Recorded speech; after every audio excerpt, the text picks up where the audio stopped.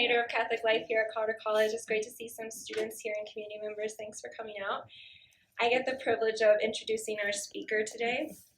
I first met Michael Baxter 15 years ago now when I was a first year at the University of Notre Dame, where he was one of the most beloved professors on campus, a pacifist, a priest, a controversialist, but mainly just a really good guy.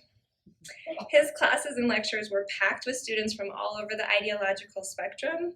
His popularity, I think, was derived in part because he challenged us all in the classroom to live our lives outside of it as if the gospel really mattered. Michael Baxter's professor's salary kept the doors open for the South Bend Peter Claver Catholic Worker House, one of 2 Catholic workers that he has founded and where he has lived in community with homeless folks and student helpers, although we weren't usually very helpful. Back in the day, Baxter liked to give me a hard time about not knowing how to use a coffee percolator or a hammer or not having an unpublished thought. And not much has changed. I'm honored to call him a friend and someone who taught me how to love my faith. He showed me a side of the church that I didn't know existed, and I'm excited to have him here today to speak on Catholic radicalism in the age of Trump. Michael Baxter currently teaches religious studies and Catholic studies at Regis University in Denver. He's the director, or the former director of the Catholic Peace Fellowship. He's published numerous essays, and his forthcoming book is entitled Seeking Another City, Radicalism Against Americanism in Catholic Social Ethics, soon to be published by Cascade Press. Let's welcome him.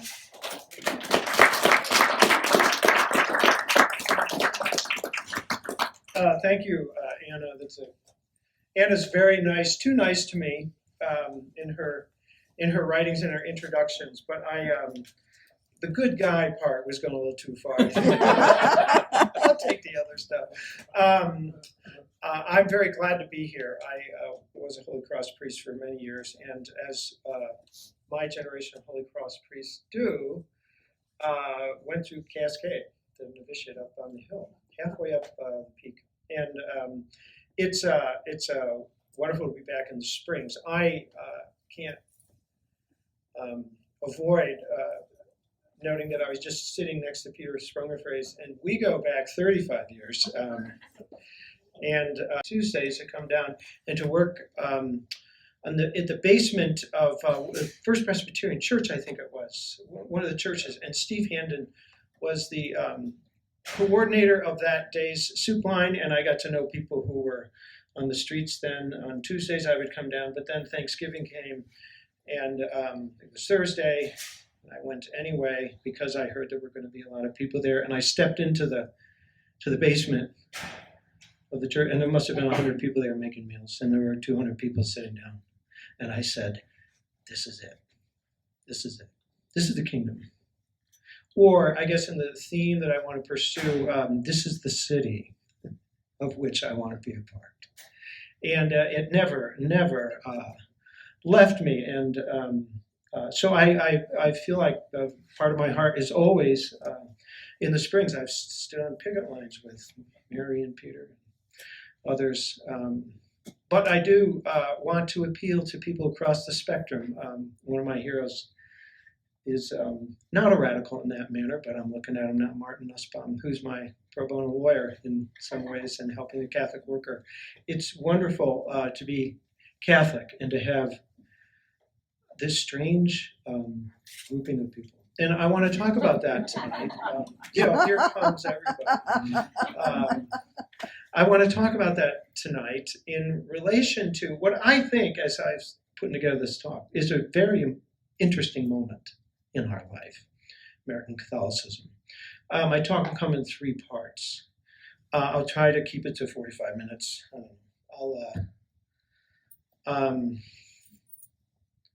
I'll be interested in what people say, because I'm thinking some of this stuff through. And so I want to leave time for questions and conversation for sure. And I want to begin with this, November 8th, 2016. When I and many of us settled in front of my television, early evening, or some people either computer, for what we thought would be a long evening watching the outcome of the presidential returns, which seemed all but certain. And as the evening wore on, that certainty was first around 7:30 Mountain Time held in abeyance, and then around 8:30 Mountain Time accompanied by a sense of unease for many, then around 9:30 quietly questioned, and then around 10 clearly challenged. That was the moment in which I turned to, in my befuddlement, the New York Times website where they measured the likelihood of the winner by a percentage rate. And it had moved from something like 87% chance of Hillary Clinton winning to a stunning 95% chance of Donald Trump winning. So I went to bed stunned and stupefied.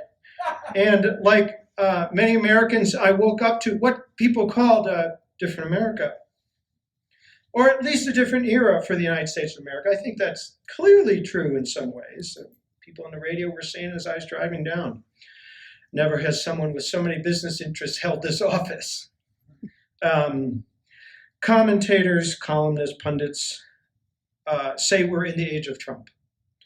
And it seems that things will inevitably be different in Trump's America, as people are already calling it. They already are different.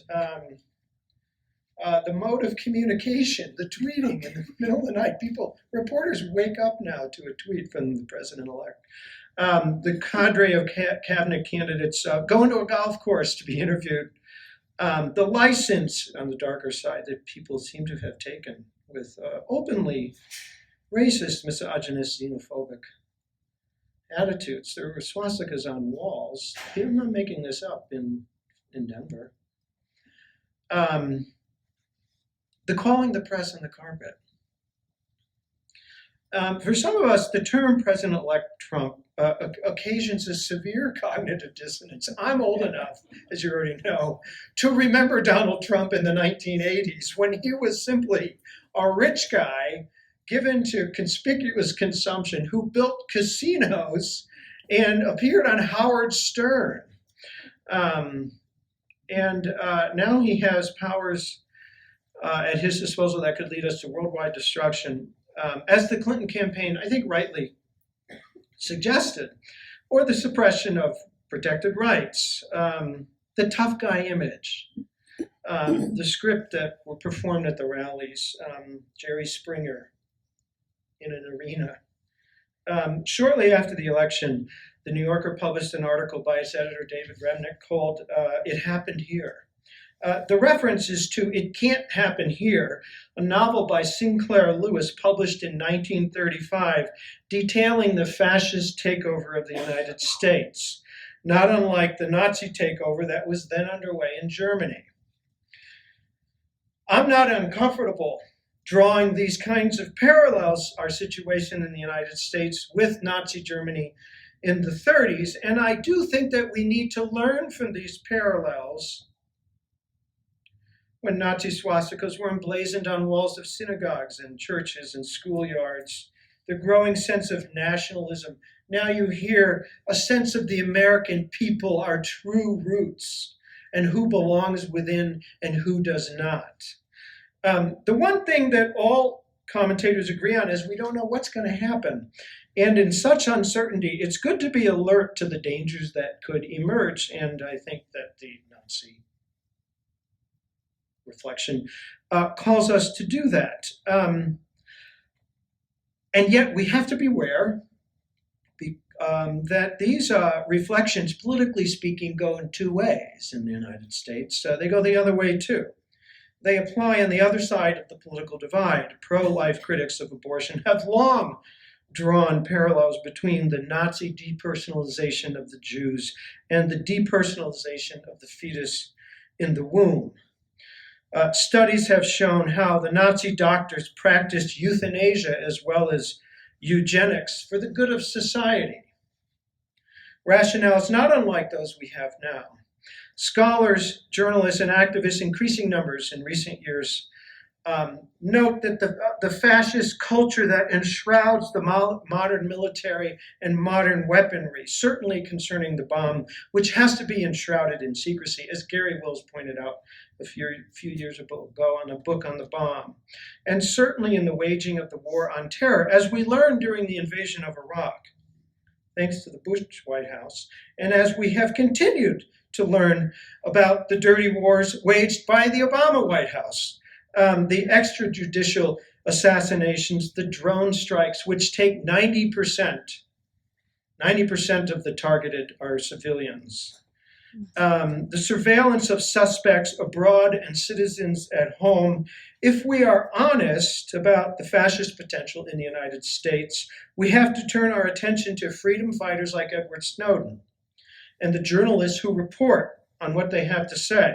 Journalists like Glenn Greenwald, Laura Poitras, Jeremy Scahill of The Intercept, I highly recommend that website. See the documentary Citizen 4 for a portrait of fascism in this day and age under the Obama administration. And we'll see that the image applies in both directions.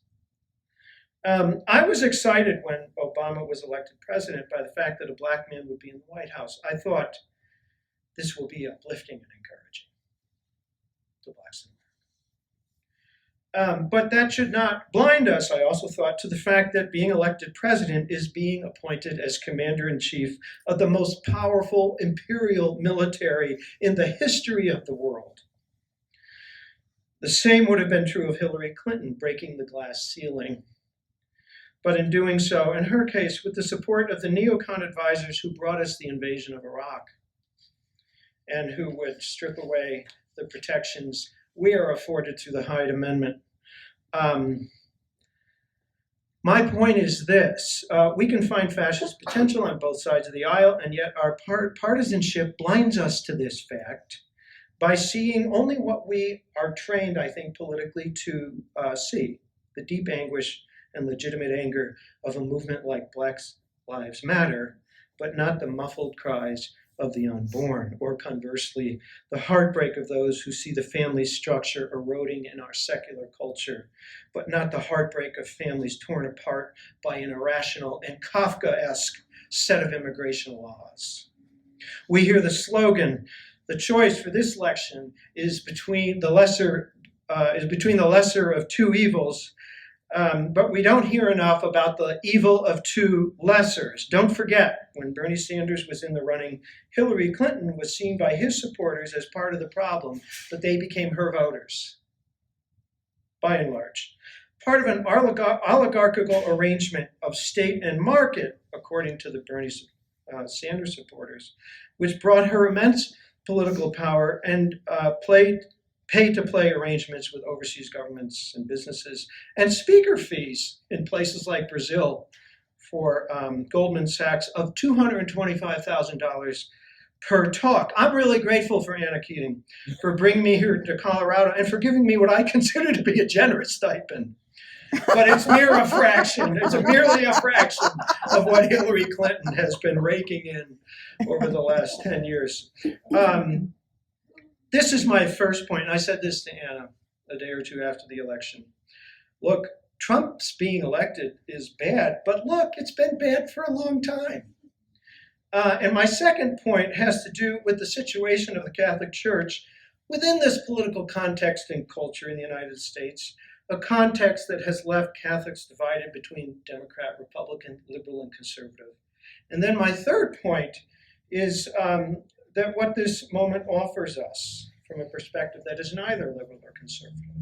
So my second point, which is in many ways an attempt to tell the American Catholic story, politically, economically, and sociologically. It's a story that is best understood in terms of the church, the Catholic Church being comprised largely of immigrants who assimilated into U.S. culture, moving from their enclaves into the mainstream of the nation. In the 19th century, between 1820 and 1920, the United States, as historians have noted, acted like a magnet a distant magnet bringing in 33.6 million immigrants to the United States, 19th century. The Irish came in droves between 1820 and 1840, a couple, 250,000, and then within 6 years, courtesy of the British government and its famine policies, more than 1 million. Altogether, between 1820 and 1920, 4.3 million immigrants, Irish. Often seen as fit for only the most arduous work like digging the Erie Canal or digging metal out of the earth in Leadville, Colorado, treated with contempt as barbaric, accused of stealing jobs from American workers in Boston and elsewhere. There were shop windows which said simply NINA, no Irish need apply. Not only that, they were treated with contempt because their religion was idolatrous. They worshipped Mary and the saints. They were not truly Christian, but rather Catholic, pagan, papists, held in allegiance to an odd white-robed man in Rome. The United States is the Protestant kingdom, and Catholics didn't fit in. They weren't very welcomed, and the same was true of the Germans who came in this later period too. They, in addition to their religiosity, they spoke a foreign language and they had foreign customs. And so too with the successive waves of immigrants in the 19th century and into the 20th century, the Germans, the Poles, the Italians, the French Canadians, the Mexicans, then the Slavs, Southern Europeans, Portuguese, Lithuanians. My own mother's mother was Lithuanian. She spoke Lithuanian and only broken English. I remember the day when she was trying to tell me to go get head cheese. I couldn't understand what she was saying. It's the part of the pig that you, the head, and you cook with it, believe it or not. And I didn't know what it was. I was about 12. And I said, write it out. And she looked at me and blankly and said, I can't write. But my mom made it into America. They came in the 1912. My father talks about the strange customs at their wedding. They went to the suburbs. They lived the American dream. And it was a very, very strong and powerful accomplishment. Catholics assimilating, making it their business to fit in. There were pockets of resistance to this trend of assimilation, especially among the Germans, but by the time of World War I, the resistance gave way and Catholics became Americans over the course of the 20th century. My mom was born in 1919. Her story is reflective of the general story, mainly in the great cities of the East and the Midwest, working a trade, raising a family, building up their parishes and schools, pursuing the American dream, home ownership. Now, these are often described, Catholics in this period, the mid-20th century, as living in ethnic enclaves, or Catholic ghettos, as they were called, inner city parishes and schools in neighborhoods set apart from the American mainstream. But the fact is that these settings were the settings within which they became Americans, and the Americanizing dynamic was accomplished by the parish primarily, and by the schools, many of whom were Catholic schools. Catholics saw themselves as the most loyal of Americans. They proved it in World War I. They proved it again in World War II. They began to populate the American cultural landscape. People like Bing Crosby and Ingrid Bergman made a movie about the bells of St. Mary, a priest and a nun saving a school. On the waterfront, Marlon Brando and Carl Malden about a labor priest. I could have been a contender. What are the great lines of movies? It's about Catholic labor priest. Television, Art Carney, Jackie Gleason, starring in The Honeymoons, both Catholic. Danny Thomas, the founder of St. Jude's Hospital in Tennessee. Sports heroes like Babe Ruth and Joe DiMaggio. I'm a Yankee fan. I'm from upstate New York. And the greatest star of them all, John F. Kennedy. Young, bright, handsome, beautiful, graceful wife. My grandmother sitting in her dining room. You could see a portrait of John F. Kennedy. Maybe some of you have seen this portrait. John F. Kennedy sitting, dashing behind him an American flag. He's one of us. He's Catholic and he's American. No Irish need apply. We run the cities now. We run the country. And I said I wanted to tell the American Catholic story, and the American Catholic story, as it goes into the 60s, say with Kennedy's election, the early 60s, was a comedy. That is to say, it was, I know there's people who know more about this than I do. It was structured by a plot line in which apparently irresolvable tensions, the unlikely lover, the uneducated, uncouth worker, are overcome by a series of surprising turn of events. The disguises come off, the enemies become friends, concluded by a celebration, often a wedding banquet, in which all's well that ends well. The tensions are resolved and overcome. This comic plotline governs the way in which historians have written about American Catholicism in the 60s, having come of age, making it in America, entering the US mainstream as free, unapologetic, unembarrassed participants in public life, as true Americans, as the truest of Americans. The thinker, the one who I studied a lot, is behind this is John Courtney Murray, a Jesuit priest, theologian, philosopher, political theorist, who argued, without getting into the details, that the United States was really founded on Catholic principles, or principles that coincide with, and indeed were inherited from, medieval political thought. Principles such as the separation of powers of government, the limited jurisdiction of the state, protected freedoms, freedom of speech, especially the first freedom, the freedom of religion, the freedom of the church, which is enshrined in the First Amendment of the US Constitution. Murray made this argument very persuasively, and he encouraged and challenged a generation of Catholics to throw themselves into US public life, with his thought being vindicated really in the Declaration of Religious Freedom at Vatican II. Catholics felt they had come of age. So that now, if we jump ahead, we can see that, let's say in the 114th Congress that's about to close, 32% identify themselves as Catholic, Roman Catholic.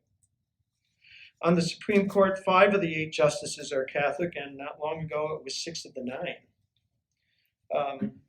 before the passing of Antonin Scalia. Both vice presidential candidates in the recent election were Catholic. Other Catholics prominent in politics over the past 50 years: Ted Kennedy, Mario Cuomo, Geraldine Ferraro, Jeb Bush, John Kerry, Paul Ryan, Joe Biden, Nancy Pelosi. But notice, these Catholics come from different sides of the aisle, so to speak. The Catholics on the Supreme Court, different sides of the arguments. Catholics in government are divided, and so is the Catholic electorate. It's a cross-pressured group, as political scientists put it. The liberal and conservative Catholics, Democratic and Republican-leaning Catholics. And this is because in the teaching of the Catholic Church, it's very difficult. They feel pressured from 2 sides. Politically, the church opposes abortion, opposes capital punishment, opposes euthanasia, is cautious about going into war, opposes waging reckless wars of choice, supports programs designed to assist the poor, supports providing health care for everyone, supports the rights of immigrants, raises serious questions about globalization, supports stringent measures to protect the environment. And this cross-pressure has been part of the political scene since the late 60s. 1968, when Catholics provided significant support for Nixon, and again in 72. In 1980, Catholics supported Ronald Reagan in large numbers. In 1984, they did so again. In 1992, Catholics supported Clinton by a larger margin than the general public, and they did so in 1996. in 2004, and 2000, 2004, 2008, 2012, and 2016, the same basic pattern unfolded. 52% of Catholics voted for Trump. Others for Clinton. Political operatives have been quite aware of this, and so they focus on Catholics and their participation in elections. Catholics constitute roughly 20% of the population, have done so for the last 100 years, especially in swing states, Pennsylvania, Ohio, Michigan, which has brought us slogans such as the 5 non-negotiables for serious Catholics, urging people to vote Republican, the work of Karl Rove, Catholics Alliance for the Common Good on the other side. The Acton, for every conservative Catholic organization like the Acton Institute, there's a liberal Catholic organization like Network. For every publication, such as First Things or Crisis, there's Commonweal in America. And there's 2 NCRs, the National Catholic Reporter and the National Catholic Register. There's the Manhattan Declaration, and there's the Nuns on the Bus. And then there's the public figures, George Weigel, Gary Wills, Robbie George, Kathleen Kaevening. Liberal bishops like Supich in Chicago, McElroy in San Diego, conservative bishops like Chaput in Philly, and Olmsted in Phoenix, and our local ordinary as well, I think would satisfy that description. And these are a lot of smart people and well-meaning people, serious people. How do we understand this? Robert Wuthnow, in an important book called The Restructuring of American Religion, argues that since World War II, Christians have dedicated themselves to working and forming what he calls special purpose groups, not special interest groups, special purpose groups. Taking on special purposes in a national political agenda. And that national agenda, in its political face, shapes them more now than denominational identities. Wuthnow argued this in 1988. So that you have Episcopalians, Lutherans, Presbyterians, Methodists, and Baptists on either side, liberal or conservative, who identify more with their political allegiances than they do with, let's say, conservative, the other side of their own denomination. Liberal Catholics have much more in common with liberal Methodists in many ways than conservative Catholics. Or at least this is what Wuthnow started to observe. And it's helpful because what I think it tracks is this, that the American Catholic Church has been absorbed into US political culture, and the outcome has been, we have been riddled with the same divisions. And at this point, the comedy becomes a tragedy. That is to say, a plotline in which the central actor, the hero, has a tragic flaw, which undermines his ability to achieve his goals and renders them unrealizable. The Greek tragic hero, noble but fated to be unsuccessful. The American Catholic trying to save the nation, but fated to be opposed. A thinker like Murray, and Catholic successors of Murray, want to transform public life in America through natural law, but there's 2 versions of natural law now, and there's 2 versions of America. There's a liberal version and picture of America, and a conservative version and picture of America. 2 natural laws, 2 Americas, 2 kinds of Catholicism, and it's tearing apart the body of Christ limb from limb. Already there are people planning and plotting a comeback in 2018 and 2020. If Catholics continue in this approach of transforming America, the divisions will continue indefinitely until there'll be no church, just a divided denomination like all the others. And here the plotline shifts again to a farce, a plotline in which the characters don't see and understand what they're attempting to do can't be done. Like the Keystone Cops, they're fated to failure, bumbling, running into each other, fools. And one thinks here of Catholics trying to argue that Clinton is an acceptable Catholic candidate with its uncompromising, extremist planks about abortion rights. The National Abortion Rights Action League is the NRA of the left. Or Catholics all but saying, bishops all but saying, Catholics are obliged to vote for Trump. It's a farce. The hopeful development is that Catholics are beginning to reject both partisan groups and their distorted picture of social ethics. The conservative Never Trump movement. Interesting moment. The liberals writing in Bernie Sanders. It needs to go further. They should take the lead of my write-in candidate, Ralph Nader. He's been my write-in candidate since 2000. From a Catholic point of view, a view that embraces the fullness of Catholic teaching, including Catholic social teaching, what I want to say is this. Nader argues that both parties are controlled by corporations, have no real legitimacy, and he fears the demise of democracy in America, and so do I. And here we can return to my first point, that it's been pretty bad for a long time. A viewpoint that embraces the fullness of Catholic teaching, including Catholic social teaching, cannot but experience a profound sense of homelessness in this political culture. Within US political culture, nothing seems fundamentally different with this last election. President Trump exhibits a crassness, President-elect Trump, a crassness and vulgarity that is new, but dilemmas that are not entirely new. In 1980, Reagan's post-election inaugural slogan was, "It's morning in America." The sun rising. Now I think the slogan should be, "It's cocktail hour in America." The sun going down. It's time for entertainment and fun in the dark.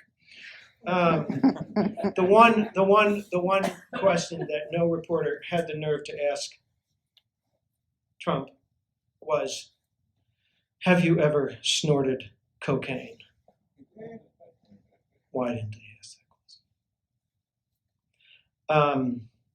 Here's my third point. I want to take Ralph Nader's point further than Ralph Nader wants to go, and here I want to turn to the wisdom of the Russian Marxist revolutionary Leon Trotsky.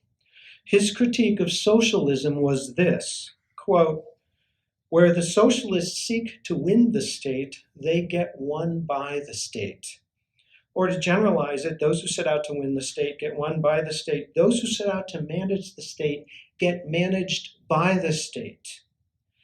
The Trotsky quote is taken from the autobiography of Dorothy Day, The Long Loneliness, who about 100 years ago was working as a reporter in the New York Call and interviewed Trotsky.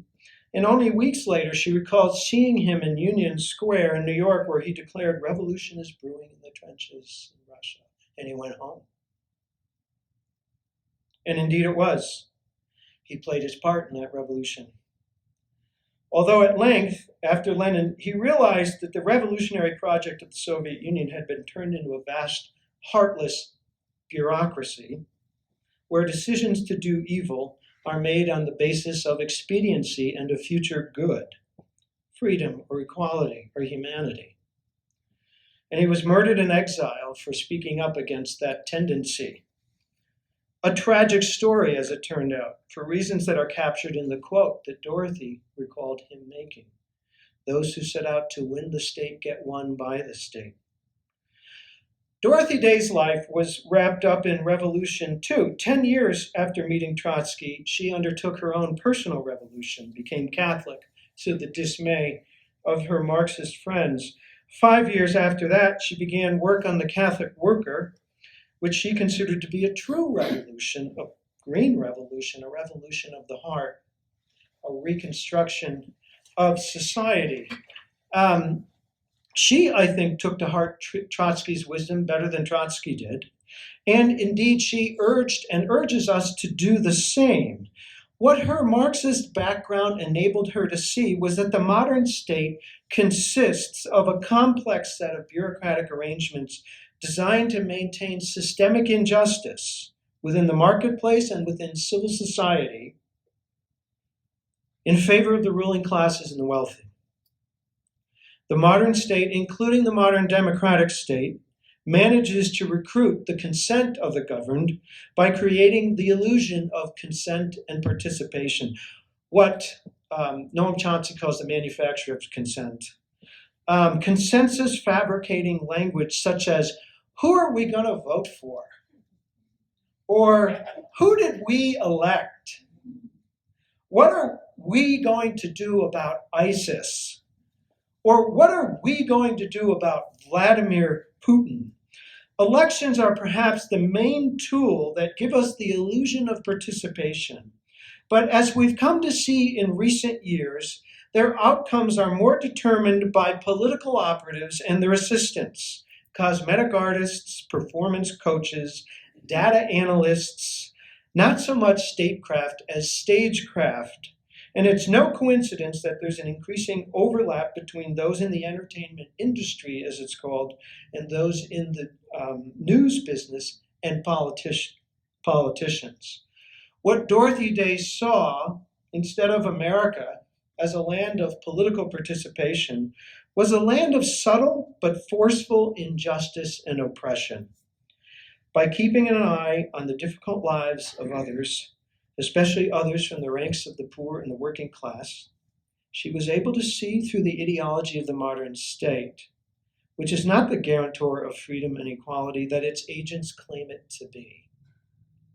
What is significant about Dorothy Day and her mentor, Peter Maurin, and their co-workers in the Catholic worker movement is that their skepticism concerning the modern state was also founded on the most traditional of Catholic intellectual resources, the principles of Catholic thought found in Aristotle and Thomas Aquinas. The central principle is that the state is not the highest authority in the land, that its laws are valid and worthy of obedience only insofar as they are in some way supportive or reflective of the natural law, which is antecedent to the positive law of the state, or only insofar as they do not conflict with the natural law. Laws that do conflict with the natural law need not be obeyed. In fact, they are no laws at all. Though it may be wise to obey them in particular circumstances, such judgments are a matter of what Aristotle called practical reasoning and what Aquinas called prudence. In certain circumstances wherein one is required to do evil, one is obligated not to obey that law. In looking at the life of Dorothy Day, we can see these fundamental principles at work. She fought for the right to vote, but never voted herself. She was a total pacifist and called for wholesale resistance to war. She urged non-cooperation with conscription. She committed civil disobedience in protest of nuclear weapons. She refused to pay her federal income tax.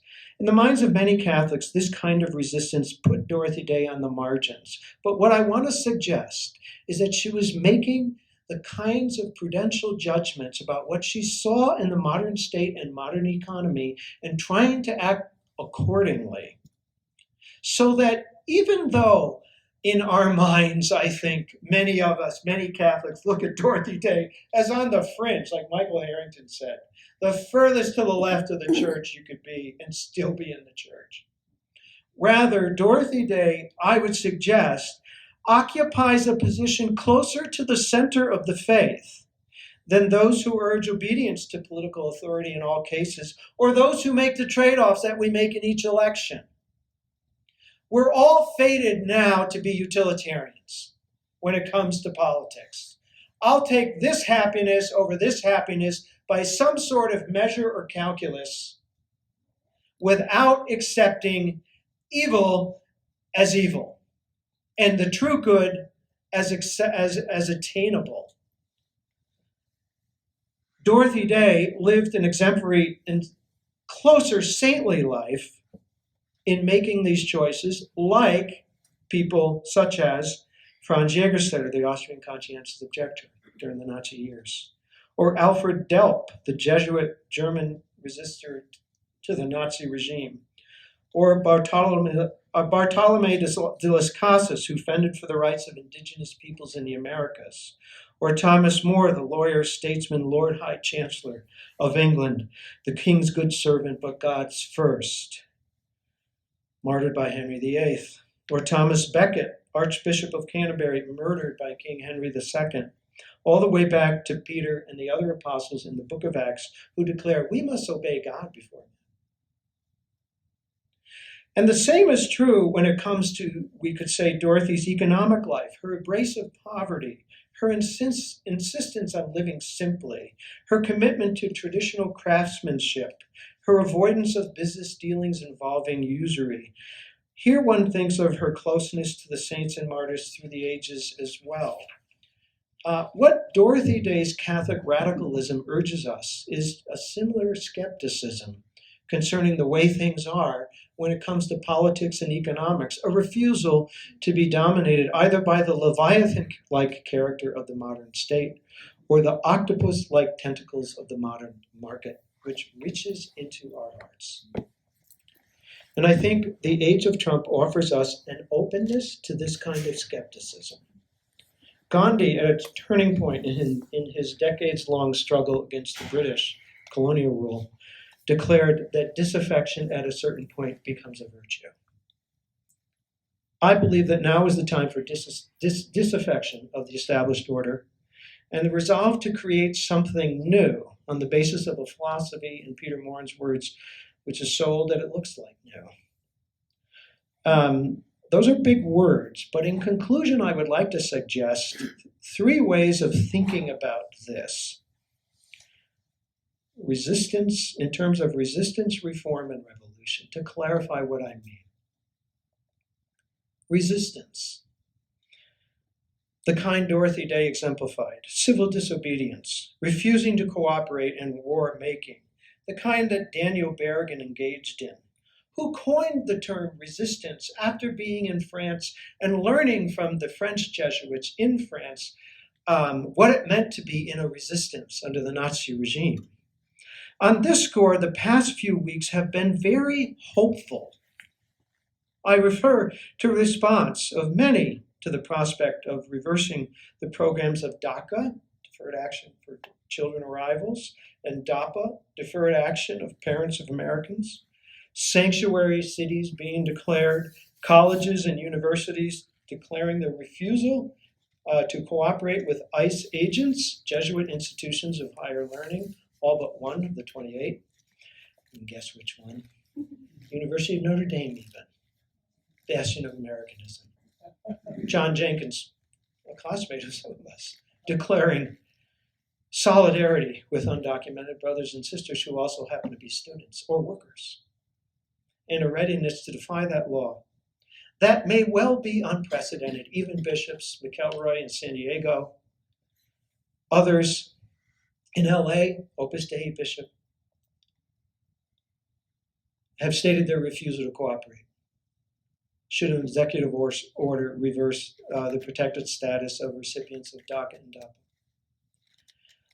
It's reminiscent of Archbishop Hunhausen refusing to pay his taxes, or Kathy Kelly in her work with Voices for Creative Nonviolence, or the Occupy Wall Street movement. What's happening now at Standing Rock is interesting. Thousands are gathered. We can expect more of this, and we should be ready and willing to commit such standards, to take such stands of resistance. But also reform. I want to say reform. None of what I just said denies the need for reform or to engage with political life. There are laws that are just and are worth being fought for. Americans with Disabilities Act, Religious Land Use and Institutionalized Persons Act, religious freedom, statutes to fend off the power of the state. I think of the Little Sisters of the Poor. Changes to immigration laws are all worthy of work and struggle. Voting tactically on a case-by-case basis for specific reasons. In 2000, I decided to vote for Ralph Nader because I thought if he gets 5% of the vote, they're going to have to put up with him in 2004 in the political debates. Wouldn't that be interesting? Because he knows stuff, and he's just got it all in his head, and he's deadpan tells the truth. That's why I voted for him. I might vote for a federal judge because she'd be good regarding religious freedom cases. Or vote for a representative because he would support veteran services. I'm thinking of a representative who ran for office in South Bend a few years ago, Brendan Mullen. Or vote for a mayor because she gets it when it comes to Black Lives Matter.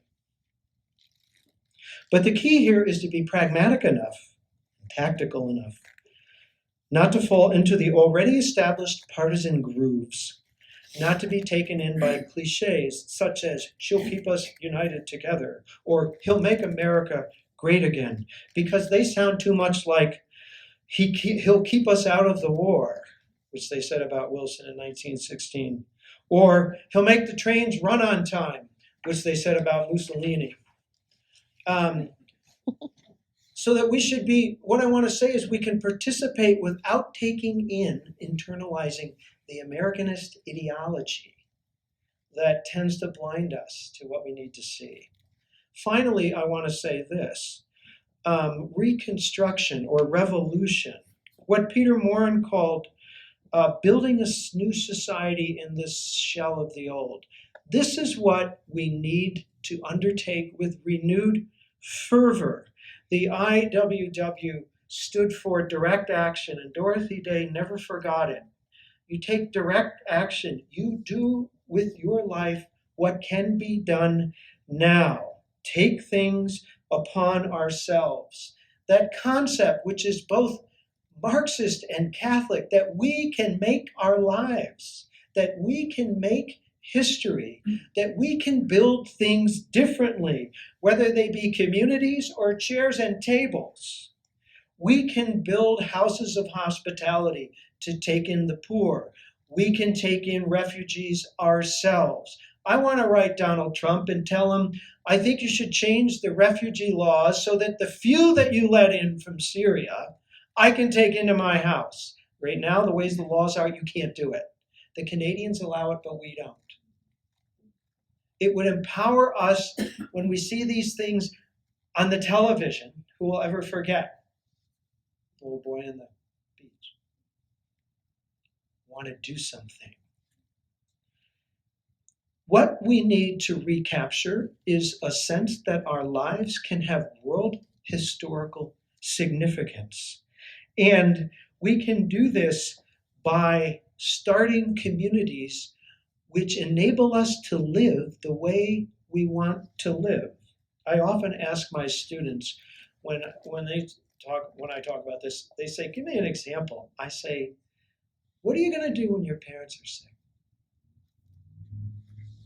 And I'm going to tell you what you're not going to want to do. You're not going to want to put them in a nursing home.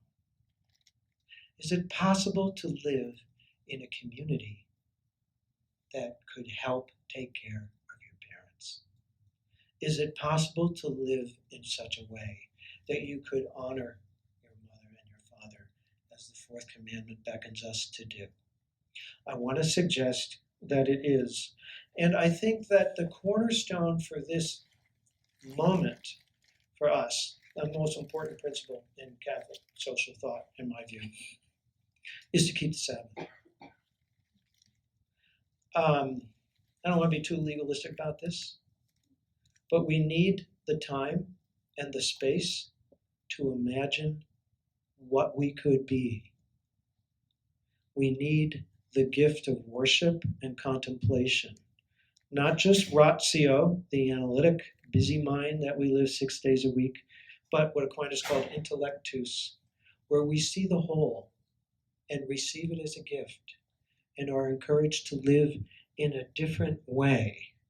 To see, in the book of Hebrews, letter of the Hebrews, it says another city, one with different foundations, which gives us a better hope than is afforded by life in this earthly city.